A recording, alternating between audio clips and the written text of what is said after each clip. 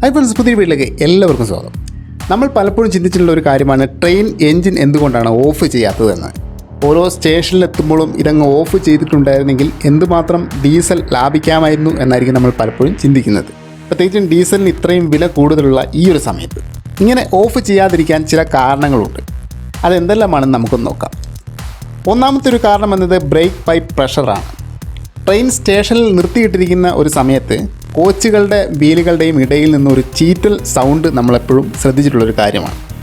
പലപ്പോഴും നമ്മൾ ചിന്തിച്ചിട്ടുണ്ട് ഇതെന്തുകൊണ്ടായിരിക്കും ഇങ്ങനെ ഒരു ചീറ്റൽ സൗണ്ട് കേൾക്കുന്നതെന്ന്. ഇത് ബ്രേക്ക് പൈപ്പിൻ്റെ പ്രഷർ അധികമായി കഴിയുമ്പോൾ ഓട്ടോമാറ്റിക്കായിട്ട് പ്രഷർ റിലീസ് ആവുന്നൊരു സൗണ്ടാണ് ഈ ഒരു സൗണ്ട് എന്നത്.